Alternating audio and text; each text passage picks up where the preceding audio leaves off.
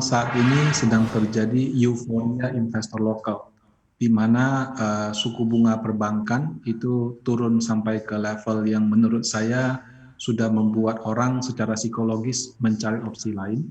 Kemudian di sisi lain ada pandemi, orang tidak bisa kemana-mana, jadi usaha juga terbatas, jadi mungkin pasar modal dilihat sebagai salah satu opsi. Plus tahun lalu kan ada koreksi. Jadi orang yang mungkin melewatkan koreksi saham tahun 2008, yang melewatkan koreksi saham di tahun mungkin 2015 dan sebelumnya, melihat ini sebagai kesempatan untuk mendapatkan harga yang murah. Jadi kombinasi dari semua itu membuat lonjakan yang sangat tinggi pada investor lokal di Indonesia gitu, di pasar modal terutama di saham. Dari historika perjalanan Bursa Efek Indonesia atau perdagangan di bursa kita, sudah pernah terjadi hal serupa seperti itu sebelum-sebelumnya ketika fase masa krisis, ataukah baru saat ini saja nih Pak Rudi? Kalau saya lihat untuk pertumbuhan jumlah investornya itu baru kali ini. Ya, jadi sebelumnya mungkin ada tapi tidak semasif ini. Tapi 2020 ini benar-benar sangat masif, dan itu bukan hanya fenomena di Indonesia. Itu juga terjadi di negara-negara lain seperti di China, di Amerika Serikat. Ada unsur teknologi juga sih. Jadi kalau dulu buka rekening mungkin masih sulit, sekarang buka rekening kan sudah tinggal klik-klik di aplikasi aja. Jadi itu dari sisi masifnya itu sangat masif. Jadi memang terjadi penambahan jumlah investor yang signifikan.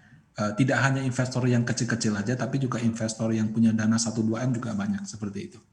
Kalau dikombinasi sebenarnya memang ini karena adanya retail yang bertransaksi aktif setiap hari ya, atau setiap harian ini retailnya transaksi aktifnya lumayan besar, ataukah memang karena ada investor institusi yang likuiditasnya juga banyak nih Pak Rudi? Kalau di Indonesia nih kombinasinya seperti apa? Kalau investor institusi yang menunggu untuk masuk ya, atau sudah masuk dari kemarin, ada saya yakin, dan sudah juga gitu. Nah, tapi mereka saya lihat bukan tipikal orang yang daily trade atau mingguan. Mungkin mereka punya target tertentu, mungkin belasan persen, 12, 15 atau lebih gitu. Begitu tercapai mereka profit taking.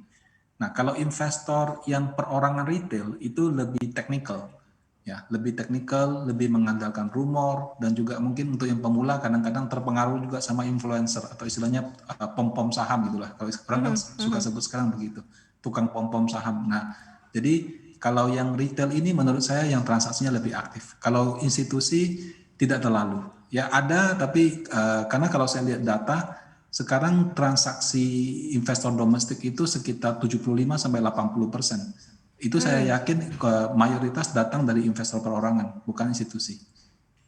Oke, kalau misalnya data gambaran rapor transaksi kita seperti ini, dampak signifikannya terhadap bursa kita kan akhirnya lebih cenderung ramai. Tetapi ada at once sekali sepi, kemudian terlihat juga cukup drastis penurunan terhadap beberapa saham. Apa sebenarnya yang bisa menjadi gambaran begitu ya dengan kondisi ramainya transaksi? Dampaknya apa sih positifnya buat bursa kita gitu Pak Rudi? Ya, jadi kalau dulu waktu investor asing yang mendominasi, saham-saham yang naik itu hanya saham-saham big caps, blue chip gitulah, ya LQ45, DX30. Kenapa? Asing itu butuh likuiditas.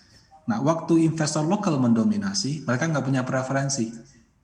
Mau big caps boleh, medium small cap juga boleh, valuasinya murah mereka hajar. Kemudian yang ada beritanya atau lagi ada misalnya lagi ada influencer mempromosikan saham tersebut, mereka juga beli. Jadi kalau pada saat investor lokal mendominasi, itu saya lihat semua sektor, semua level tuh naik. Jadi tidak hanya terpusat pada saham tertentu.